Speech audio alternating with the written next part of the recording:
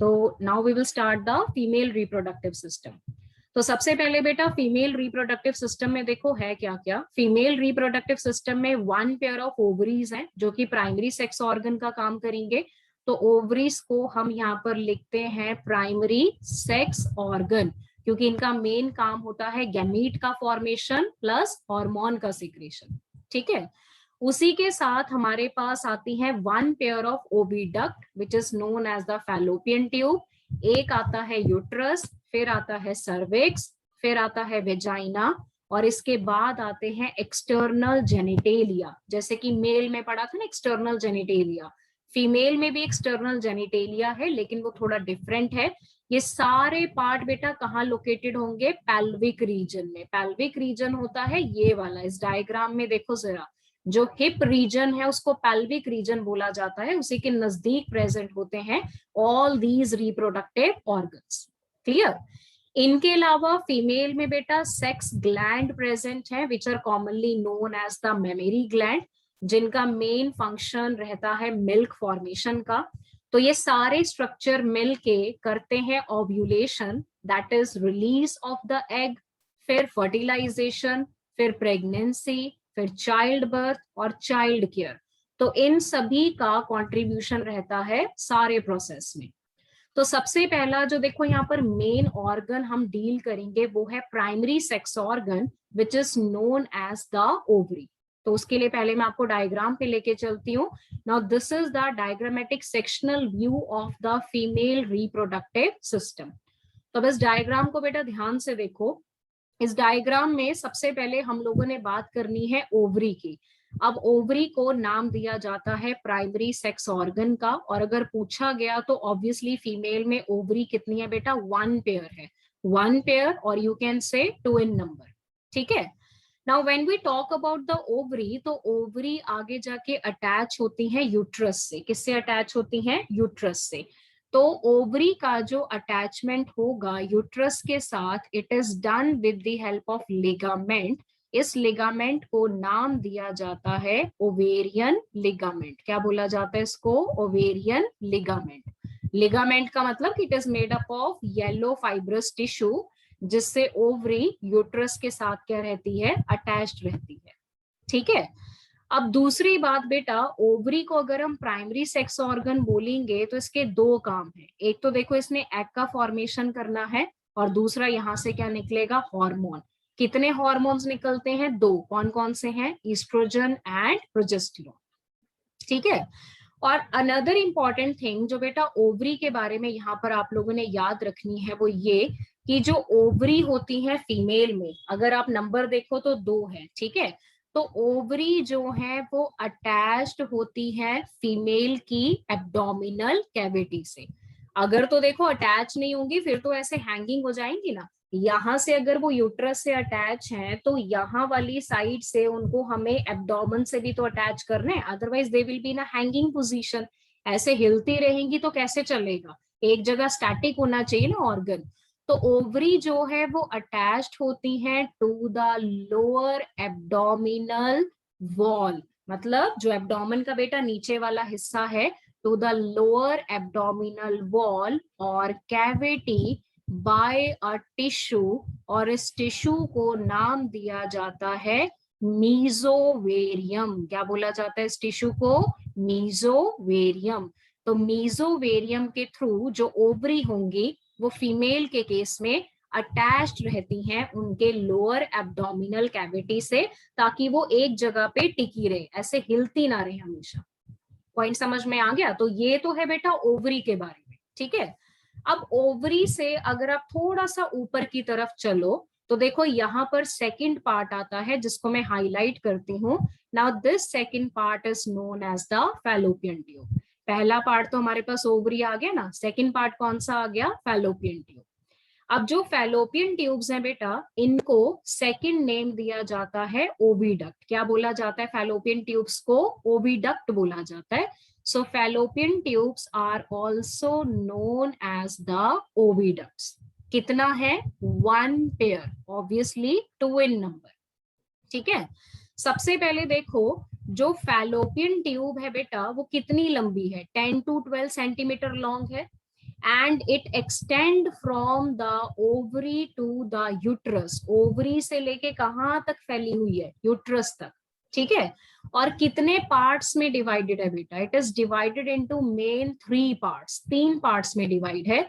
सबसे पहला पार्ट है नीचे की तरफ, इसको क्या नाम दिया जाता है? इनफंडिबुलम। तो सबसे पहला पार्ट कौन सा है? इनफंडिबुलम।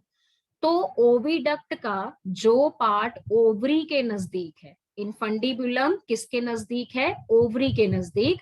तो इस पार्ट को हम नाम देते हैं इनफंडिबुलम। कैसा होता है? फनल शेप, ठीक है। इनफंडिबुलम के अगर आप नीचे की तरफ देखो तो आपको फिंगर लाइक प्रोजेक्शंस नजर आएंगी। ये देखो बड़ी सारी फिंगर लाइक प्रोजेक्शंस बनी हुई है इनफंडिबुलम के नीचे, दिख रही है ना? इन फिंगर लाइक प्रोजेक्शंस को क्या नाम दिया जाता है? फिम्ब्रे। क्या बोला जाता है इनको? फिम्ब्रे।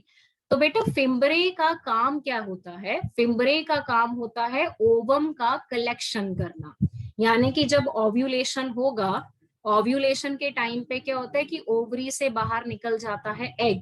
तो उस एग को फटाफट से कौन पकड़ता है? फिम्ब्रे। तो जैसे ही ओवरी से एग निकला, जो फिम्ब्रे है, फिंगर लाइक प्रोजेक्शन, वो फटाफट से एग को क्या करेंगे? पकड़ लेंगे। This is called collection of ovum. तो कलेक्शन कौन करता है? फिम्ब्रे। फिम्ब्रे किसका पार्ट है? इनफंडिबुलम का। तो फिम्ब्रे ने जब पकड़ा तो उन्होंने डाल दिया फनल शेप पार्ट में। Now this is the funnel shape part, इसको क्या बोलते हैं? इनफंडिबुलम, ठीक है। इनफंडिबुलम के ऊपर वाले पार्ट पे आ जाओ जरा। इनफंडिबुलम के ऊपर आता है next second part which is called ampulla.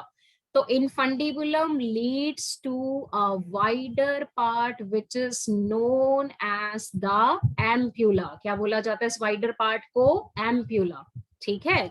Ampulla वो पार्ट है बेटा जहां पर कौन सा प्रोसेस होगा? फर्टिलाइजेशन का। कौन सा प्रोसेस होगा? फर्टिलाइजेशन का। तो आपके फिम्ब्रे ने जब एग को पकड़ा तो उन्होंने एग को डाल दिया इनफंडिबुलम में। इनफंडिबुलम से एग पहुंचा एम्प्यूला में। अब एम्प्यूला में जाके जो एग है वो वेट करता है स्पर्म का 1 दिन तक, क्योंकि एग का जो बेटा लाइफ स्पैन है वो कितना होता है? 24 आवर्स का। तो 24 घंटे तक वो स्पर्म का वेट करेगा। अगर उसको स्पर्म मिल गया तो एम्पुला में हो जाती है फर्टिलाइजेशन, ठीक है। और अगर स्पर्म नहीं मिलेगा तो एग क्या हो जाएगा? डीजनरेट हो जाएगा, खत्म हो जाएगा।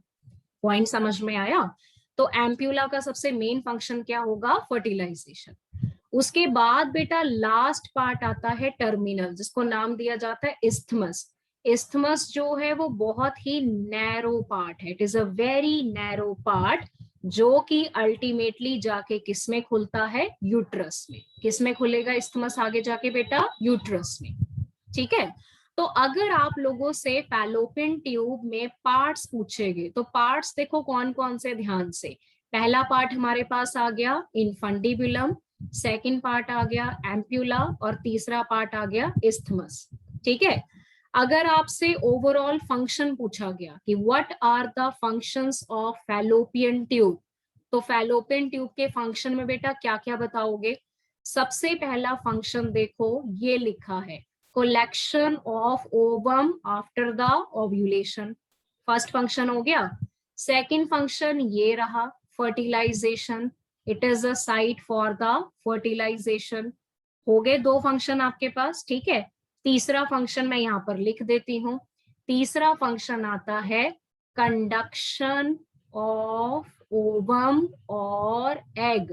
कंडक्शन ऑफ ओवम और egg, because fallopian tube is lined by which epithelium?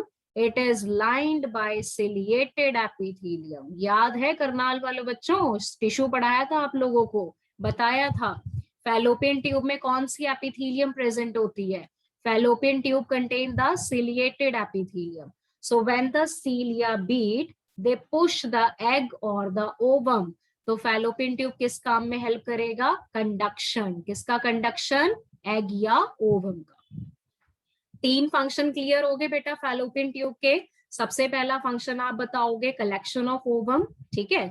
दूसरा फंक्शन है फर्टिलाइजेशन, और तीसरा फंक्शन आता है कंडक्शन ऑफ ओवम और egg, because fallopian tube is lined by ciliated epithelium. Point is clear. Conduction का मतलब होता है बेटा मूवमेंट, भेजना, हिलाना, मूव कराना। कंडक्शन मीन्स मूव कराना। मूव ही तो करेगा एग, इनफंडिबुलम से एम्पुला में जाएगा, एम्पुला में चल के बैठेगा, फिर वहां फर्टिलाइजेशन होगी, नहीं होगी तो फिर खत्म हो जाएगा। ठीक है, तो ये पार्ट हमारे पास हो गया regarding the second one, fallopian tube. Clear हो गया बेटा? ठीक है, अब फैलोपियन ट्यूब के बाद जो नेक्स्ट पार्ट हम लोगों के पास आता है, that part is known as the uterus. क्या बोला जाता है थर्ड पार्ट को बेटा? यूट्रस। ठीक है, तो ये आ गया नेक्स्ट पार्ट, मैंने लिख दिया number third, that is the uterus part. तो सबसे पहले बेटा फीमेल के केस में यूट्रस को वॉर्म भी बोला जाता है, यूट्रस को हेस्टेरा भी बोला जाता है। ये यूट्रस के ना दूसरे नाम है, तो दूसरा तीसरा सारे नाम याद कर लो अच्छे से, क्योंकि क्वेश्चन तो कैसे भी पूछ लेंगे ना आपसे। तो तीसरा पार्ट फीमेल में हम पढ़ेंगे uterus, which is also called वॉर्म, या फिर उसको बोला जाता है हेस्ट्रा। ठीक है, अब यूट्रस में पहले बेटा पार्ट्स चेक कर लो, जरा ध्यान से देखो। यूट्रस में पहला पार्ट हम लोगों के पास आता है यहाँ पर ऊपर की तरफ, ये देख रहे हो, ये देखो मैंने ब्लैक पेन से ये बना दिया डोम शेप, दिख रहा है ये डोम शेप पार्ट। इस पार्ट को नाम दिया जाता है यूट्राइन फंडस। फंडस है ना, क्योंकि डोम शेप है ऐसे उठा हुआ, तो फंडस कौन सा पार्ट हुआ? जो डोम शेप होगा ऊपर की तरफ। ठीक है, फिर यूट्रस में थर्ड पार्ट आता है, सॉरी सेकंड पार्ट आता है ये वाला, जो बहुत ही नैरो सा पार्ट है। इस पार्ट को नाम दिया जाता है कॉर्नुआ। क्या बोला जाता है इस पार्ट को? Cornua, because it is like a very small part. Clear? Then uterus में थर्ड पार्ट आता है नीचे की तरफ, ये वाला पार्ट आता है, this is the third part which is known as the body, जहां बच्चा होगा for the 9 month of the pregnancy period. ठीक है, फिर यूट्रस का ये वाला पार्ट देखो, this portion which is very much narrow just like a canal, तो ये है बेटा चौथा पार्ट। कौन सा पार्ट है यहाँ पर? सर्विक्स। तो यूट्रस के बेटा टोटल कितने पार्ट्स हो गए? कितने पार्ट्स हो गए यूट्रस के?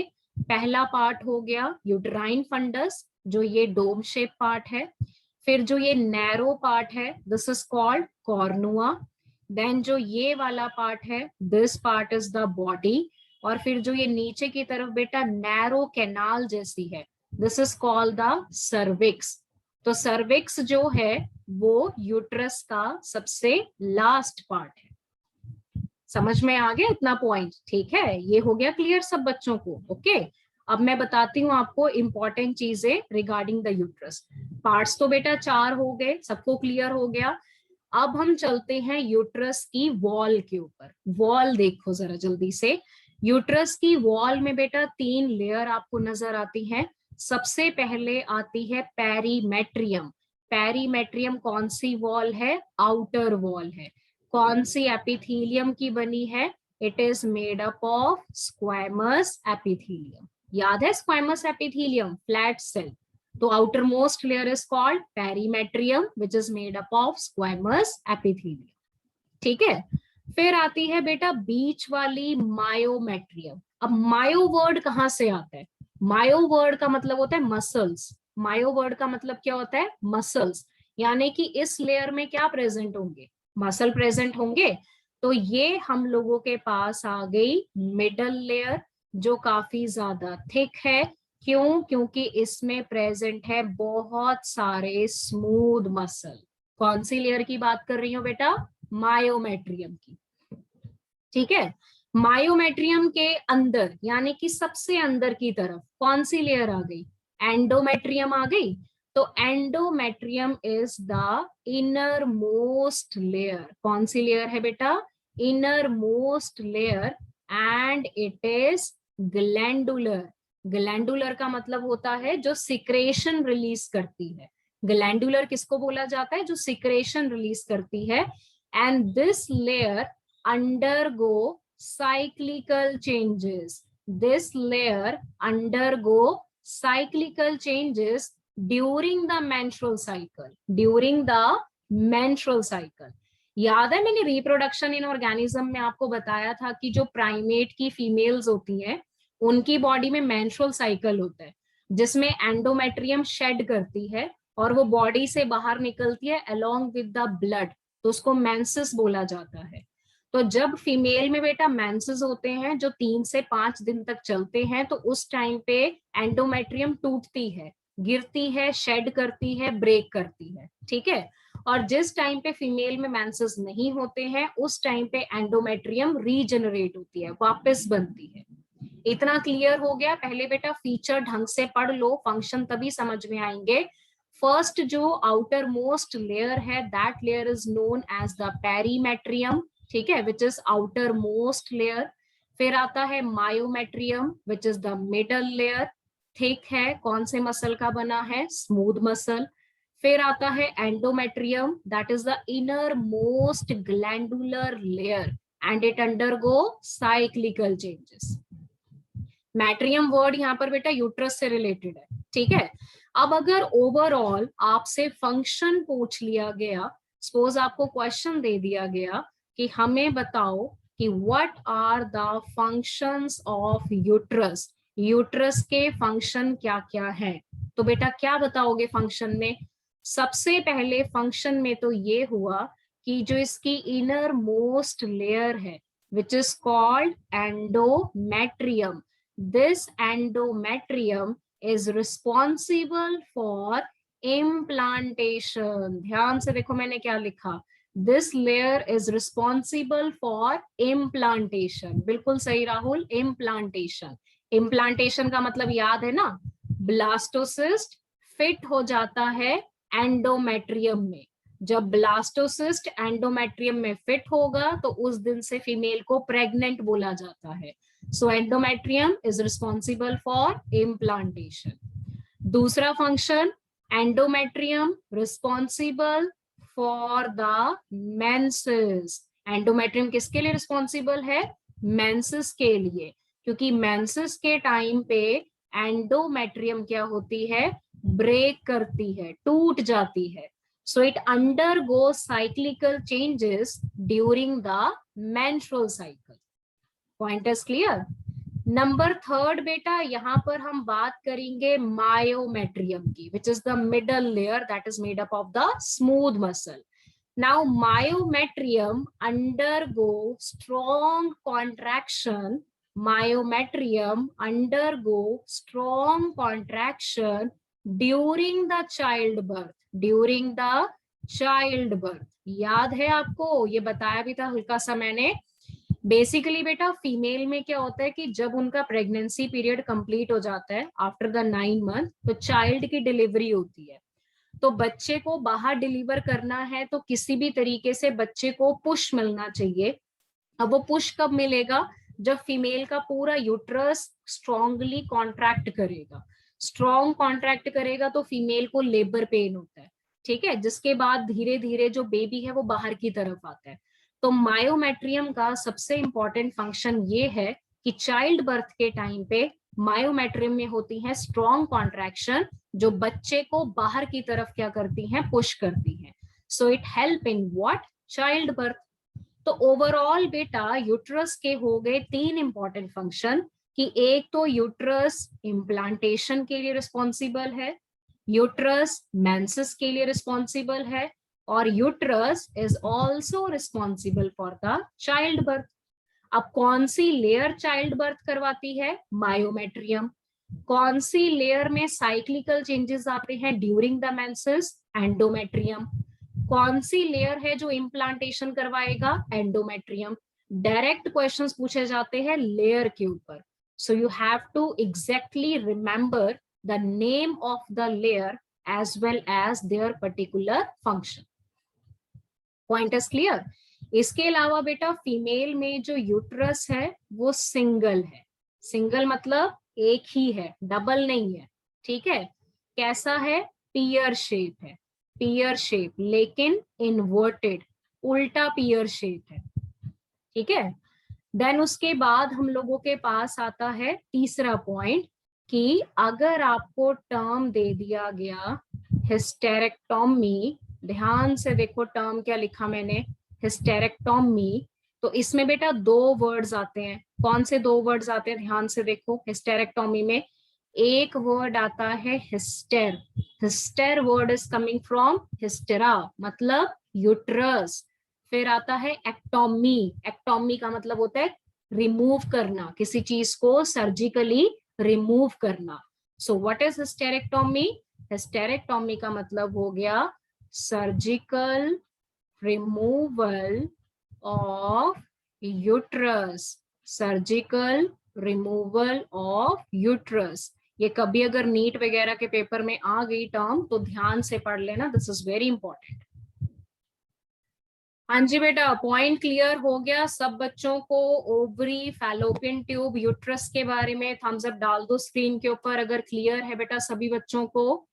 ठीक है, अच्छे से पता लग गया। जो जो पार्ट्स मैंने बताए, नोट्स बनाओगे ये सब लिखना अपने नोट्स में। और डायग्राम के आसपास मत लिख के बैठ जाना, डायग्राम बना के छोड़ दो। जो भी पार्ट मैंने लिखे हैं उनको थ्योरी में लिखो नीचे प्रॉपर जब भी लिखोगे। ठीक है, डन। चलो, अच्छा ये तो हो गया बेटा एक पार्ट। अब इसी में देख लो यूट्रस का जो लास्ट टर्मिनल पार्ट है वो सर्विक्स है। तो आप एक लाइन यहां पर पढ़ोगे मेरे साथ, द ओविडक्ट यानी कि फैलोपियन ट्यूब, फिर यूट्रस एंड वेजाइना, तीनों मिलके बनाते हैं फीमेल की असेसरी डक्ट।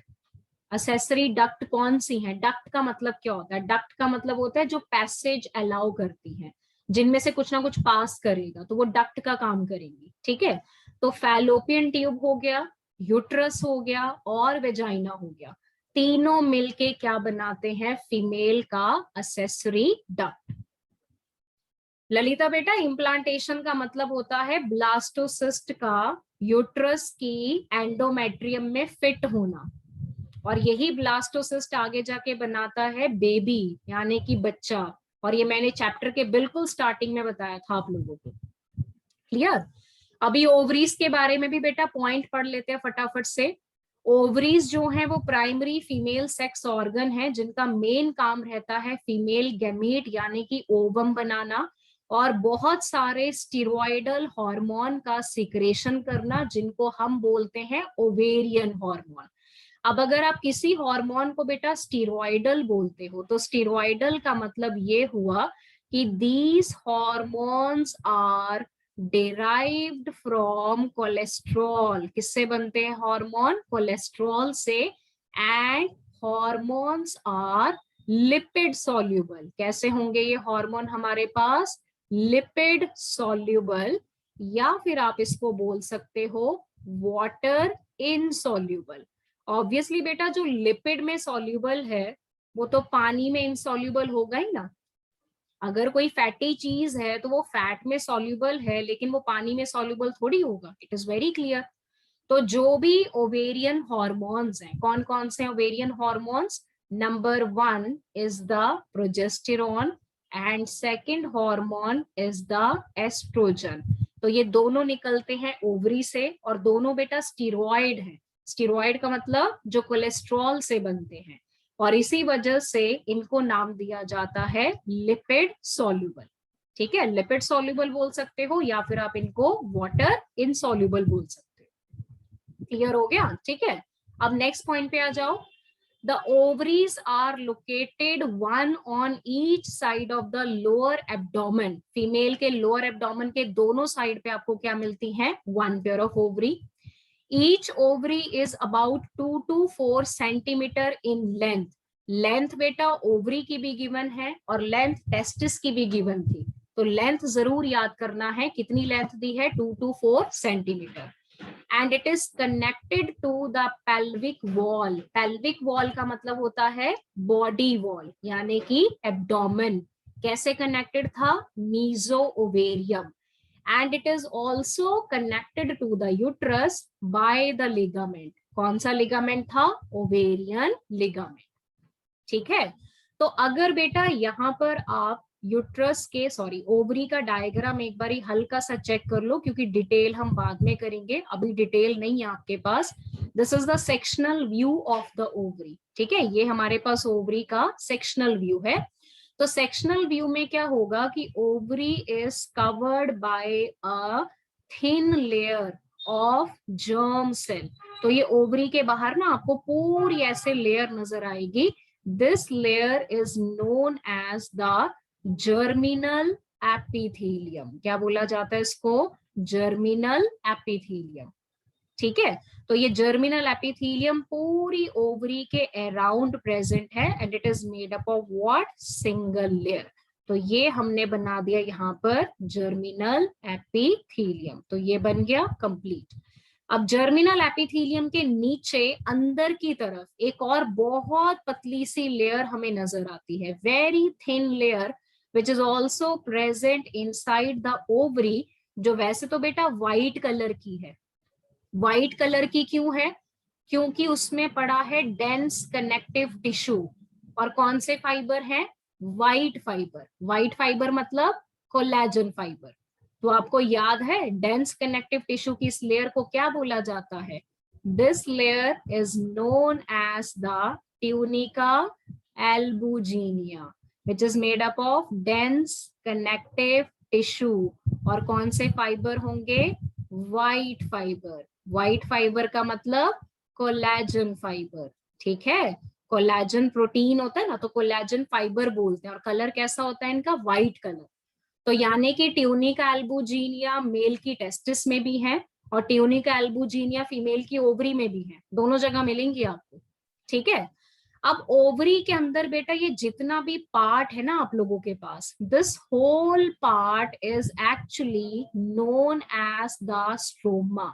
ये मैं फिल कर देती हूँ, देखो पूरा येलो कलर से सारा का सारा पार्ट जितना भी आपको ओवरी के अंदर नजर आ रहा है ना, this whole part is known as the stroma. क्या बोला जाता है इसको यहाँ पर? स्ट्रोमा। तो ये सारे के सारे पार्ट को हम यहाँ पर लेबल कर लेते हैं। This whole part is known as the stroma. ठीक है, जो इनर पोर्शन है ओवरी का that is called stroma, ovarian stroma बोलते हो। अब स्ट्रोमा जो है बेटा वो फर्दर डिवाइडेड है। स्ट्रोमा क्या है? फर्दर डिवाइडेड है। कितने पार्ट्स में डिवाइडेड है? दो पार्ट्स में। कितने पार्ट्स में डिवाइडेड है? दो पार्ट्स में।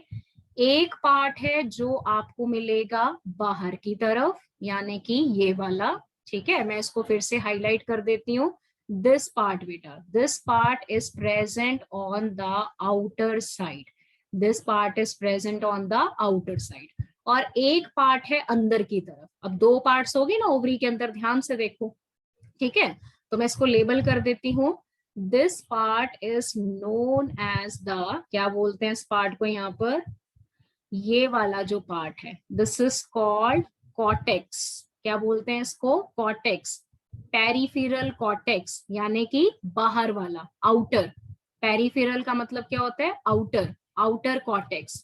ये बीच वाला क्या है? बीच वाला है medulla, that is inner medulla.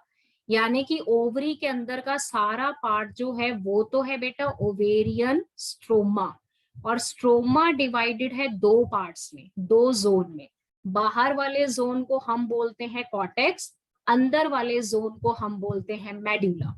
So that is the exact structure of the ovary, जो हम आगे जाके करेंगे पूरा डिटेल में। अभी फिलहाल बेटा सिर्फ इतना ही करना है आप लोगों को। क्लियर है? समझ में आ गया?